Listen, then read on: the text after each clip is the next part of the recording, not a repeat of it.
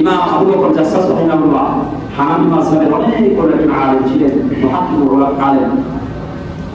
তিনি লিখেছেন তার আহকামুল কুরআন জাসসাসের মধ্যে, যখন গাধার উপরে সাওয়ার হয়েছে, উটের উপরে সাওয়ার হওয়ার পরে এবার হালিমা সাদিয়ার স্বামী সামনে বসে বসে উটকে হাঁটাচ্ছে, সামনে হাঁটার জন্য, কিন্তু উট সামনে যায় না। উট সামনে যায় না। হালিমা সাদিয়ার স্বামী রাগান্বিত হয়েছে, উটকে আঘাত করতেছে জোরে জোরে। শত চেষ্টার পরে উট এক কদম সামনে যায় না। উট এবার আল্লাহর কাছে ফরিয়াদ করে, আল্লাহ আমার জবানটা যদি খুলে দাও, আমি একটু কথা বললাম। সুবহানাল্লাহ বলুন না, আমার জবানটা একটু খুলে দাও।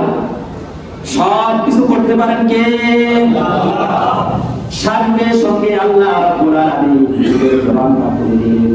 উট এবার মাথা ঘুরিয়ে ঘাটটা পেছনের দিকে নিয়ে বলছে, হে হালিমাতুস সাদিয়া, স্বামী শোনো, তোমরা কাকে পিছনে বসাইছো? যিনি ইমামুল মুরসালিন, সকল ইমামের ইমাম, সকল ইমামের ইমাম, সকলের সরদার, সাইয়্যিদুল কাউনাইন, দুনিয়ার বাদশা, আখিরাতের বাদশা, সেই নবী মুহাম্মদকে পিছে বসায়া তুমি সামনে বসে বসে যতই চেষ্টা করো না কেন, আমি উঠেকে যদি আমাকে যদি কেটে টুকরা টুকরা করে ফেলো, আমি যদি মরেও যাই, তবু মুহাম্মদকে পিছে বসায়া আমি উঠে এক কদম সামনে বাড়তে পারবো না। আল্লাহ নবীকে সামনে বসালেন। এবার হালিমা সাদিয়ার স্বামী পিছনে চলে আসলেন।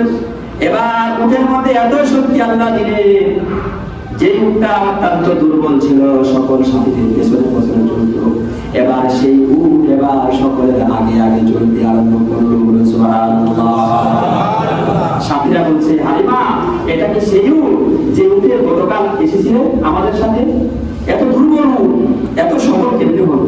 হালিমা সাদিয়া মনে মনে বলছে, যে মুহাম্মদকে তোমরা তুচ্ছ করে দেখে আসছো, এটা মুহাম্মদের ভক্ত। মুহাম্মদের ছোঁয়া যেখানে লাগে সেখানে আল্লাহ তাআলা বরকত দেন।